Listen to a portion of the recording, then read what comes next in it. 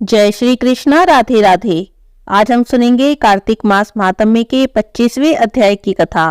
बोलिए श्री विष्णु भगवान की जय हो। कलहा के वचनों को सुनकर धर्मदत्त जी ने कहा, तीर्थ में दान और व्रत आदि सत्कर्म करने से मनुष्य के सभी पाप नष्ट हो जाते हैं, परंतु तू तो प्रेत के शरीर में है, अतः उन कर्मों को करने का तुझे अधिकार नहीं। इसीलिए मैंने जन्म से लेकर अब तक जो कार्तिक का व्रत किया है, उसके पुण्य का आधा भाग मैं तुझे देता हूँ, तो उसी से सदगति को प्राप्त हो जा। इतना कहकर धर्मदत्त जी ने 12 अक्षर मंत्र का श्रवण कराते हुए तुलसी मिश्रित जल से जो ही उसका अभिषेक किया, त्यों ही वह प्रेत योनि से मुक्त हो गई और प्रज्वलित अग्नि शिखा के समान तेजस्विनी और दिव्य रूप धारिणी देवी हो गई। सौंदर्य में तो लक्ष्मी जी की भी समानता करने लगी।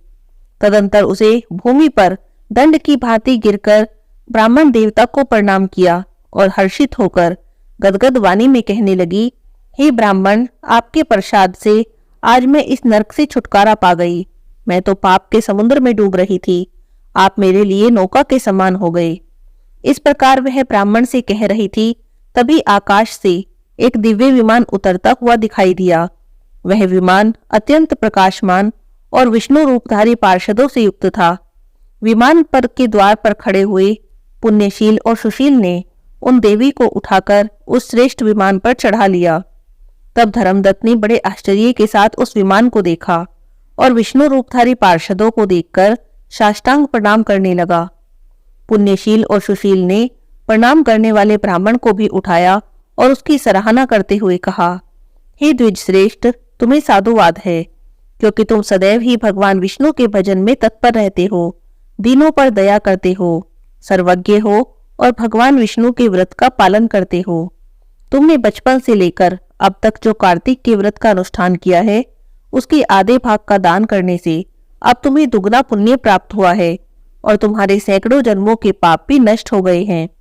अब यह कलहा वैकुंठ धाम में ले जाई जा रही है और तुम भी इस जन्म के अंत में अपनी दोनों स्त्रियों के साथ भगवान विष्णु के वैकुंठ धाम में जाओगे और मुक्ति को प्राप्त करोगे। हे धर्मदत्त, जिन्होंने तुम्हारे समान भक्ति पूर्वक भगवान विष्णु की आराधना की है, वे धन्य हैं और कृतकृत्य हैं। इस संसार में उन्हीं का जन्म सफल है। भली भांति आराधना करने पर भगवान विष्णु देहधारी प्राणियों को क्या नहीं दे देते। उन्होंने ही उत्तानपाद के पुत्र को पूर्व काल में ध्रुव पर्वत पर स्थापित किया था। उनके नाम का स्मरण करने मात्र से समस्त जीव सदगति को प्राप्त होते हैं। पूर्व काल में ग्रहाग्रस्त गजराज उन्हीं के नाम का स्मरण करने से मुक्त हुए थे। तुमने जन्म से लेकर जो भगवान विष्णु को संतुष्ट करने वाले कार्तिक मास के व्रत का अनुष्ठान किया है, उससे बढ़कर ना कोई यज्ञ है, ना कोई दान है और ना ही कोई तीर्थ है। ये ब्राह्मण, तुम धन्य हो, क्योंकि तुमने जगत गुरु भगवान विष्णु को प्रसन्न करने वाला कार्तिक मास का व्रत किया है, जिसके आधे भाग के फल को पाकर यह स्त्री अब हमारे साथ भगवान विष्णु के लोक में जा रही है। यहाँ पर कार्तिक मास महात्म्य के 25वें अध्याय की कथा समाप्त होती है। बोलिए श्री विष्णु भगवान की जय हो। अब आपको सुनाती हूँ कार्तिक मास में पिपल सींचने की कहानी। बोलिए पिपल देवता की जय हो। किसी गांव में एक सेठ सेठानी रहते थे। सेठानी बहुत ही धार्मिक प्रवृत्ति की थी। नियम से भगवान विष्णु की पूजा करती, नियम से पिपल देवता की पूजा करती, जल चढ़ाती और दिया लगाती, परिक्रमा करती। सेठानी के पास वैसे तो सब कुछ था, पर उसके एक बहुत बड़ा दुख था कि उनके कोई संतान नहीं थी और इसी दुख के कारण सेठ सेठानी बड़े दुखी रहते। सेठ जी की उम्र बढ़ती जा रही थी तो सेठ जी की चिंता भी बढ़ रही थी। एक दिन सेठानी ने एक तरकीब निकाली। उसने दाई बुलवाई और कहा कि सेठ से जाकर कहो कि मैं गर्भवती हूँ और यह बात पूरे गांव में फैला देना। इस काम के लिए उसने दाई को बहुत से पैसे भी दिए।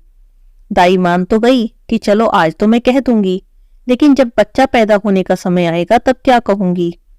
तब वह कहने लगी कि जब किसी के यहाँ बच्चा होगा तो थोड़ी देर के लिए मेरे यहाँ लाकर उसे रुला देना और इस काम के लिए मैं तुझे बहुत सारे पैसे दूंगी। अब तो दाई मान गई, क्योंकि उसे तो पैसों का लालच आ गया था। उसने सोचा इस काम के तो बहुत पैसे मिलेंगे, मेरा क्या जा रहा है, जो होगा सेठानी अपने आप देखेगी। इस तरह इसी झूठ में सेठानी ने पूरे 9 महीने निकाल दिए। 9वां महीना पूरा होते ही एक दिन दाई ने किसी के यहाँ से एक बच्चा लाया जो अभी अभी पैदा हुआ था। सेठ जी के यहाँ लाकर उसे रुलवा दिया, सबको उसकी आवाज सुनवा दी, पूरे गांव में कहलवा दिया कि सेठानी के तो बेटा हुआ है। अब बेटे के जन्म को 1.25 महीना हो गया तो सेठानी ने जला चूड़े का कार्यक्रम रखा। बच्चे के स्थान पर कटार को रख दिया। सब पूछने लगे कि बच्चा कहाँ है, तो सेठानी बोली कि उसे नजर लग जाएगी, इसीलिए बाहर नहीं लाई हूं। इस तरह करते करते 5 साल बीत गए, लेकिन सेठानी ने अपने बेटे को आज तक किसी को भी नहीं दिखाया था। यहाँ तक कि सेठ जी ने भी अभी तक अपने बेटे का मुख नहीं देखा था। एक दिन सेठानी बोली कि मुझे तो अपने बेटे को काशी पढ़ने भेजना है। तब सेठ जी बोले कि अरे कम से कम मुझे मेरे बेटे का मुंह तो देख लेने दो, मुझे पता तो हो कि काशी किसे पढ़ने भेजना है। तो सेठानी बोली नहीं नहीं, अभी नहीं, अभी जैसा मैं कह रही हूं वैसा करते रहो। तब सेठानी ने अपने बेटे को काशी पढ़ने भी भेज दिया और ये बात सबको बता भी दी कि मेरा बेटा तो काशी पढ़ने गया है। इस तरह से दिन निकलते रहे। सेठानी का वो बेटा जिसे अभी तक किसी ने भी नहीं देखा था, अब उसकी उम्र 16 साल की हो जाती है। एक दिन सेठानी फिर सेठ जी से कहती है कि मुझे मेरे बेटे का ब्याह करना है, आप एक सुंदर सी कन्या खोजो और मेरे बेटे की शादी करवा दो। तब सेठ जी कहते हैं कि मेरा क्यों पागल बना रही है, अभी तक मैंने अपने बेटे को देखा तक नहीं, मैं उसकी शादी कैसे कराऊंगा। तो सेठानी बोलती है कि जैसा मैं कह रही हूं करते रहो, आप लड़की ढूंढो, बेटा भी आ जाएगा। तब सेठ जी कन्या ढूंढने निकल जाते हैं। चलते चलते एक गांव में पहुंचते हैं। वहां कुछ लड़कियां कुछ खेल खेल रही थी। जब सब लड़कियां अपने घर जाने लगती हैं तो एक लड़की जो सेठ जी को कुछ समझदार लग रही थी, उसके पेट पीछे पीछे सेठ जी चल देते हैं। घर पहुंचकर उसके पिता से बात करते हैं और शादी तय कर देते हैं। जब लड़की के पिता लड़के के बारे में पूछते हैं तो कह देते हैं जो सेठानी ने उन्हें कहकर भेजा था कि मेरा बेटा तो काशी पढ़ने गया है। लड़की के पिता कहते हैं फिर ब्याह कैसे होगा। तब वो कहते हैं कि कटार से ब्याह करा दूंगा। शादी की रस्में शुरू हो जाती हैं। सगाई भी कटार से कर लेते हैं, शादी भी कटार से कर लेते हैं, फेरे भी कटार से करा देते हैं। करते करते बहू ससुराल आ जाती है। बहू को घर में कुछ महीने बीत जाते हैं, लेकिन जब घर में सब कुछ अच्छा चल रहा हो तो आसपास वालों के दिल जलने लगते हैं। सेठानी की औलाद भी नहीं थी, अब उसके घर में बहू भी आ गई तो आस पड़ोस की औरतें उससे जलने लगती हैं। एक दिन पड़ोसन बहू के कान भर देती है और कहती है तूने अपने पति को कभी देखा भी है। तो बहू मना करती है। तब उसके कान भरती है तो बहू सास के पास जाकर पूछती है कि मेरे पति कहाँ हैं और कब आएंगे। सास पूछती है ऐसा क्यों कह रही है। तब वो पड़ोसन की कही सारी बात बता देती है। तब सास उसे पड़ोसन से बात करने को मना कर देती है। अब सास जब भी कहीं बाहर जाती है, कहीं मंदिर जाती है, तो बहू घर से बाहर न जाए और उसका मन भी लगा रहे, इसीलिए बहू को सारे कमरों की चाबी दे जाती है और कहती है कि इतना मैं आऊंगी, कमरे खोल खोल कर देख लेना। बहू उन कमरों को खोल खोल कर देखती रहती है। एक कमरे में बहुत सारे सुंदर सुंदर कपड़े रखे होते हैं, कपड़े पहन पहन कर देखती है और खुश होती रहती है। दूसरा कमरा खोलती है तो बहुत सारे गहने होते हैं, रोज नए नए गहने पहनती है और खूब खुश होती है, सोचती है कि मेरा ससुराल तो बहुत अमीर है। तीसरे कमरे में खूब मिठाइयाँ होती हैं, अगले कमरे में अनाज होता है, उससे अगले कमरे में कुछ और होता है। इस तरह से सारे कमरे किसी न किसी चीज से भरे होते हैं। एक दिन बहू सबसे बोर हो गई तो उसने सबसे आखिरी कमरा खोलकर देखा जो एक ही बचा हुआ था। तो उसने खोलकर देखा तो देखा वहां का तो अजीब ही नजारा था। उसमें एक पीपल का पेड़ था, एक मंदिर था, बहुत सारे भगवान की तस्वीरें थी, बड़ा अजब नजारा था। बहू वहां पर बैठ गई। तभी पेड़ में से एक लड़का निकला। बहू ने पूछा तुम कौन हो। तो वो लड़का बोला मैं तेरा पति हूँ। वह कहने लगी कि तुम तो काशी पढ़ने गए थे, कब आए और इस कमरे में क्या कर रहे हो, बाहर क्यों नहीं आते, अपनी माँ से क्यों नहीं मिलते, बाबा से क्यों नहीं मिलते, कभी मुझसे क्यों नहीं मिलते। तब लड़का बोला कि कुछ मत पूछो, जैसा मैं कह रहा हूं करती रहो और मेरी माँ को भी मत बताना कि मैं आ गया हूं। उसने सोचा कि कुछ अजीब बात है, फिर भी उसने हाँ कर दी। अब उसने अपने पति को कभी देखा तो था नहीं, वह सोचने लगी कि इस घर में आया है तो मेरा पति ही होगा। उसके साथ खूब बातें करने लगी। अब जब भी सासू माँ कहीं बाहर जाती, मंदिर जाती, तो वह बहू सीधा कमरा खोलती और पेड़ में से लड़का निकलता। दोनों खूब बातें करते, खाते पीते।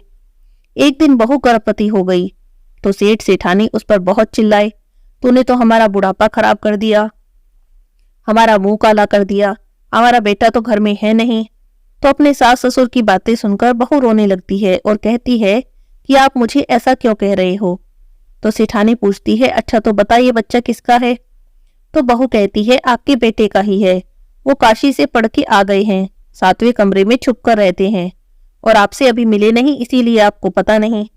आपके मंदिर जाने के बाद मैं रोज वहां जाती हूँ, फिर हम दोनों खूब बात करते हैं, खाते पीते हैं, समय बिताते हैं।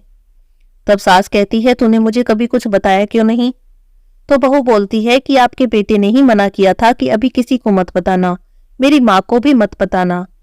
तो सासू कुछ सोचती है और फिर कहती है, अच्छा ठीक है, अब तो अपने पति से कह देना कि अब तुम्हें बाहर आना पड़ेगा, 7वें महीने में चूड़ी पहनने का कार्यक्रम है। अगले दिन सासू माँ जब मंदिर गई तो बहू ने कमरा खोला, पेड़ में से लड़का निकला। तो उसने कहा कि सासू जी ने ऐसे ऐसे कहा है। तो लड़का बोला, ठीक है, मैं तेरा जो चूड़ी पहनाने का कार्यक्रम है उसमें आ जाऊंगा। अब सास घर आई तो बहू से पूछा कि तूने मेरे बेटे से कह दिया। तो वो बोली, हाँ जी मैंने कह दिया और उन्होंने कहा है कि वे जरूर आएंगे। सास बहू दोनों निश्चिंत हो जाती हैं। 7वें महीने में चूड़ी पहनाने का कार्यक्रम होता है तो सारा गांव इकट्ठा होता है। बहू को बिठाया गया, बेटे को बिठाने की बारी आती है तो थोड़ी देर में एक 17-18 साल का खूब गोरा, खूब सुंदर एक लड़का आता है और बहू के बगल में बैठ जाता है।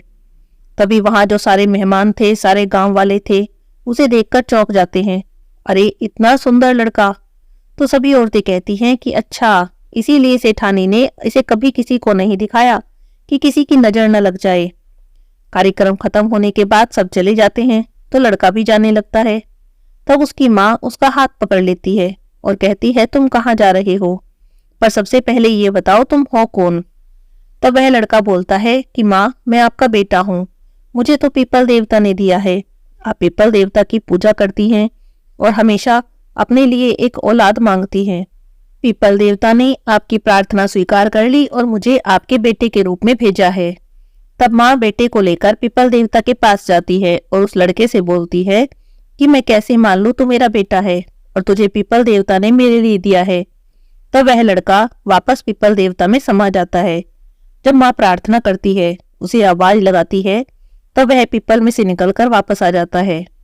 तब सेठानी को पूरा यकीन हो जाता है कि पीपल देवता ने उसकी मनोकामना पूरी करने के लिए उसकी प्रार्थना स्वीकार करके इस लड़के को उसके बेटे के रूप में भेजा है। हे पीपल देवता, जैसे आपने सेठानी की मनोकामना पूरी की, जैसे उसे बेटा दिया, उसे संतान दी, वैसे ही सबकी मनोकामना पूरी करना। आपकी पूजा करने वाले, परिक्रमा करने वाले सबकी मनोकामना पूरी करना, सबको संतान देना, सबकी संतानों की रक्षा करना। बोलिए पीपल देवता की जय हो। अब सुनते हैं पाल माता, पथवारी माता और विनायक जी की कहानी। एक बार की बात है, पाल माता, पथवारी माता और विनायक जी में झगड़ा हो गया। सब खुद को बड़ा बता रहे थे और इसी बात का झगड़ा था। तीनों ही अपने आप को एक दूसरे से बड़ा साबित करने में लगे थे।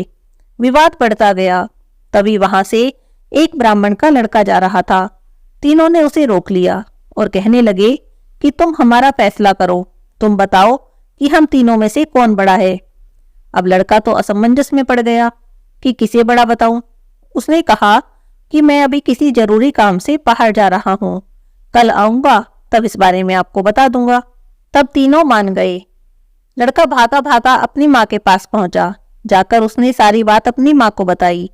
अब माँ अपने बेटे को समझाती है, बेटा तुम किसी को बड़ा बताओ या मत बताओ, पर किसी को कभी छोटा मत बताना।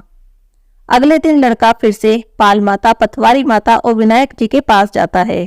तब तीनों पूछते हैं कि बताओ हम तीनों में से कौन बड़ा है।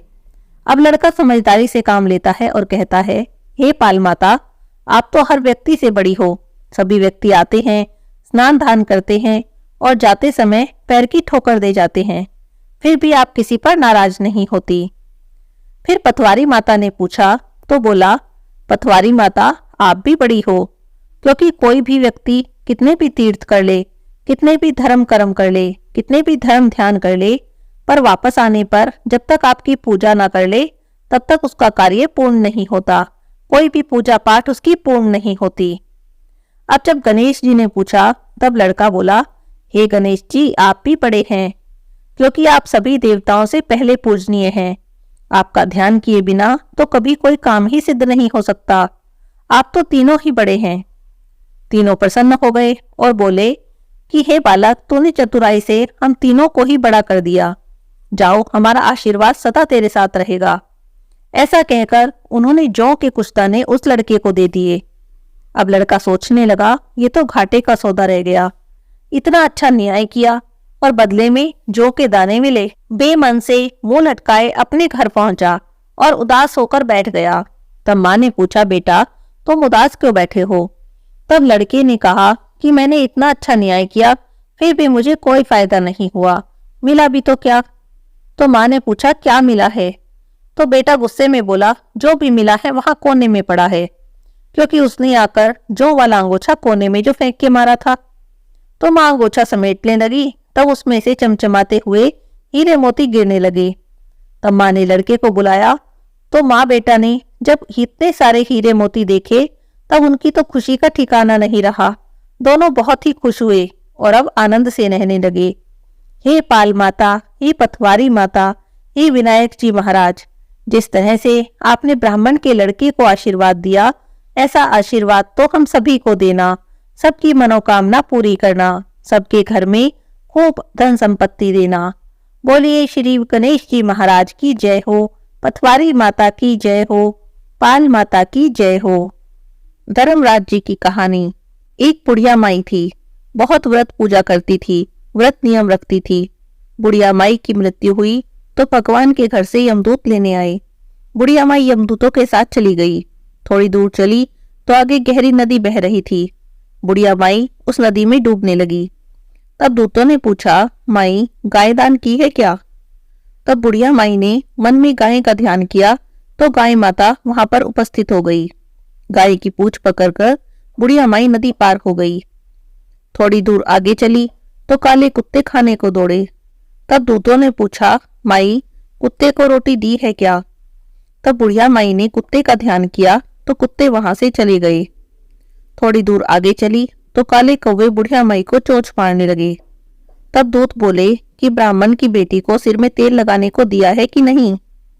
बुढ़िया माई ने ब्राह्मण की बेटी को याद किया, तब कौवों ने चोंच मारना छोड़ दिया। आगे चली तो पैरों में कांटे चुभने लगे। तब दूतों ने कहा, हे माई तूने कभी चप्पल दान की है क्या? जब बुढ़िया माई ने अपना दान याद किया तो उसके पैरों में चप्पल आ गई। थोड़ी दूर आगे चली तो चित्रगुप्त जी ने दूतों से कहा कि तुम किसे ले आए हो? तब वे बोले कि बुढ़िया माई ने दान पुण्य तो बहुत किया, पर धर्मराज जी का कुछ भी नहीं किया, इसलिए आगे के द्वार बंद हैं। तब बुढ़िया माई कहने लगी कि अब क्या करूं? मुझे 7 दिनों के लिए वापस धरती पर भेज दो। 7 दिन तक धर्मराज जी की कहानी सुनूंगी और उद्यापन करने के बाद वापस आ जाऊंगी। तब चित्रगुप्त जी ने बुढ़िया माई को वापस धरती पर भेज दिया। पूरे गांव में खबर फैल गई कि बुढ़िया माई तो भूतनी का रूप धारण करके आई है। जब वह अपने घर पहुंची तो बेटे बहू ने भूतनी समझकर घर के दरवाजे बंद कर लिए। तब वह कहने लगी कि मैं भूतनी नहीं हूँ, मैं तो धर्मराज जी के कहने पर वापस आई हूँ। अब मैं नियम से धर्मराज जी की कहानी सुनूंगी, उसका उद्यापन करूंगी और फिर वापस चली जाऊंगी। उसकी बात सुनकर बेटे ने उद्यापन की, पूजा की सारी सामग्री उसे लाकर दे दी। सबने कहानी सुनी लेकिन हुंकारा किसी ने भी नहीं भरा। तब बुढ़िया माई पड़ोसन के पास गई और उससे अपनी कहानी सुनने को कहने लगी। पड़ोसन ने उसकी कहानी भी सुनी और हुंकारा भी भर दिया। बुढ़िया माई ने 7 दिन तक धर्मराज जी की कहानी कही और उसका उद्यापन किया, सभी सामान को दान कर दिया। तब धर्मराज जी ने बुढ़िया माई के लिए धरती पर विमान भेजा। विमान देखकर तो सभी गांव वाले स्वर्ग जाने के लिए तैयार हो गए। बुढ़िया माई कहने लगी कि मेरी कहानी तो बस पड़ोसन ने सुनी है, उसी ने हुंकारा भरा है, इसीलिए सिर्फ पड़ोसन मेरे पास साथ जाएगी। तो सब गांव वालों ने बुढ़िया माई के पैर पकड़ लिए और कहने लगे कि हमें भी धर्मराज जी की कहानी सुना दो। तब बुढ़िया माई ने सबको धर्मराज जी की कहानी सुना दी। कहानी सुनने के बाद सभी लोग विमान में बैठकर स्वर्ग पहुंचे। तब धर्मराज जी कहने लगे कि मैंने तो सिर्फ बुढ़िया माई के लिए विमान भेजा था, ये सारे गांव वाले क्यों आ गए हैं? तब बुढ़िया माई बोली कि मेरी कहानी इन सभी ने सुनी है, इसीलिए मेरे पुण्य का आधा पुण्य इन्हें भी दे दो। तब धर्मराज जी ने सभी गांव वासियों को स्वर्ग में वास दिया। हे धर्मराज जी महाराज, जैसे बुढ़िया माई को स्वर्ग में वास दिया, धर्मराज जी की कहानी कहते सुनते हुंकारा भरते सबको स्वर्ग में वास देना, सबकी मनोकामना पूरी करना, सब पर अपनी कृपा बनाए रखना। बोलिए धर्मराज जी की जय हो। अब सुनेंगे शनिवार की कहानी। एक ब्राह्मण था, उसका पाठ करने का नियम था। पाठ करने जा रहा था। रास्ते में शनिश्चर महाराज मिले तो ब्राह्मण ने पूछा कि कहाँ जा रहे हो? तब शनिश्चर भगवान बोले कि राजा के लगने जा रहा हूँ। ब्राह्मण ने सोचा कि राजा के लगेगा सारी प्रजा दुखी होगी, तो उसने शनिश्चर भगवान से कहा कि तुम मेरे लग जाओ। तब शनिश्चर भगवान बोले कि कितने समय के लिए लगूं? तो ब्राह्मण कहने लगा कि 7 साल की ना ओटी जाए, 5 साल की ना ओटी जाए, 2.5 साल की ना ओटी जाए, 1.25 साल की ना ओटी जाए। तो उसने 1.25 पहर की ओट ली और नदी के किनारे जाकर बैठ गया। सोचने लगा कि 1.25 पहर तो पूजा करने में ही बीत जाएगा। आसन बिछाकर पाठ करने लगा। ओम नमो भगवते वासुदेवाय नमः 5 बार कह के माला फेरने लगा। नदी में 2 मतीरे बहे जा रहे थे, उसने निकालकर अपने पास रख लिए। 7.5 के फेर से राजा के लड़कों के सिर बन गए।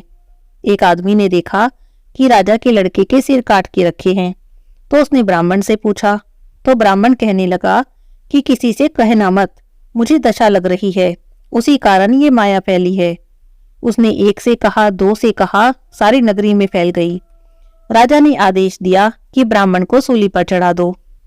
सोने की घड़वाई वो टूट गई, चांदी की घड़वाई वो भी टूट गई, तांबे की घड़वाई वो भी टूट गई और लोहे की घड़वाई वो भी टूट गई। जो भी घड़वाते वो ही टूट जाती। इतनी देर में उसका 1.25 पहर पूरा हो गया। राजा के लड़के खेलते खेलते आ गए। रानी ने देखा तो राजा से बोली कि महाराज, ब्राह्मण तो सूली पे चढ़ा दिया होगा, हमें तो पाप लग गया, अब हमारा पाप कैसे उतरेगा? तब राजा ने जाकर देखा तो ब्राह्मण पाठ कर रहा है। अब ब्राह्मण कौन सा ज्ञान विज्ञान जाने था, वो कहने लगा कि ये सब मैंने नहीं किया, मैं तो पाठ करने जा रहा था। रास्ते में शनिश्चर महाराज मिले तो मैंने पूछा कहाँ जा रहे हो? तब उन्होंने कहा कि राजा के लगने जा रहा हूँ। मैंने सोचा राजा के लगेंगे, सारी प्रजा दुखी होगी, मैंने अपने लगा लिए। तब शनिश्चर भगवान बोले कि 7 साल की ना ओटी जाए, 5 साल की ना ओटी जाए, 2.5 साल की ना ओटी जाए, 1.25 साल की ना ओटी जाए। तो मैंने 1.25 पहर की ओट ली। 1.25 पहर में ऐसे रंग दिखाए तो इनकी दशा कैसे उतरेगी? सोने चांदी का दान, तांबे लोहे का दान, पीतल का दान राजा तो कर लेगा, गरीब कैसे करेगा? तब ब्राह्मण कहने लगा कि गरीब तेल की पाली, गुड़ की डली डकोत को दे दे, 7 बार पीपल में जल चढ़ा दे और कह दे कि शनिदेव मोटा कभी न आवे टोटा। शनिवार की घड़ी घड़ी ले 70 बला टले, ऐसा 7 बार कह दे, 7 बार जल चढ़ा दे तो सारी बला टल जाए। बोलो शनिश्चर भगवान की जय हो। तुलसी माता की आरती। तुलसी महारानी नमो नमो, तुलसी महारानी नमो नमो, हरि की पटरानी नमो नमो, तुलसी महारानी नमो नमो। धन तुलसी पूर्ण तप कीनो, शालिग्राम बनी पटरानी नमो नमो, तुलसी महारानी नमो नमो।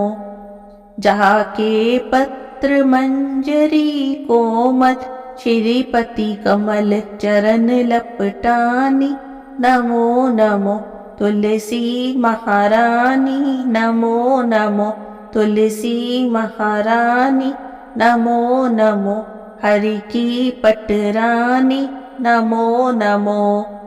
कौन से महीने में बोई रानी तुलसा, कौन से महीने में हुई हरियाली नमो नमो, तुलसी महारानी नमो नमो।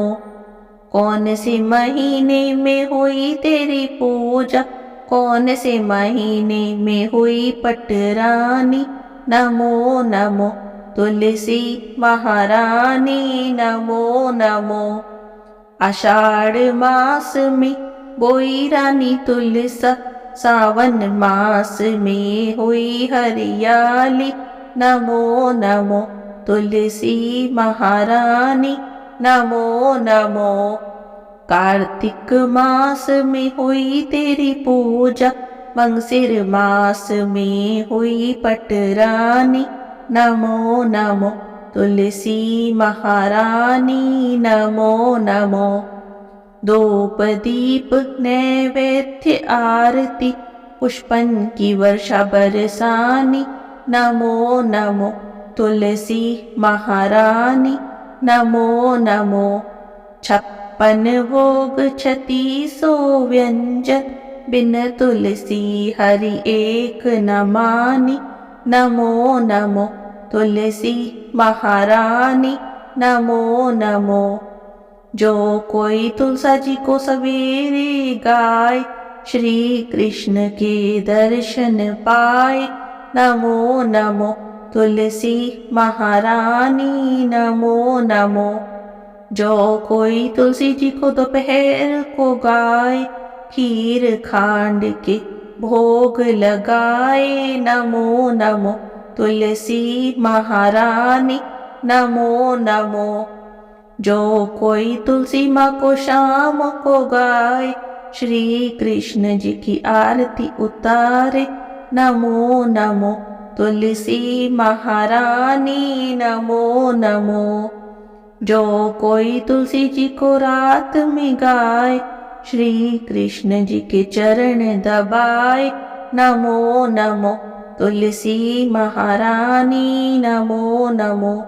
सभी सखी मैया तेरो यश गावे, भक्ति दान दीजो महारानी, नमो नमो तुलसी महारानी, नमो नमो।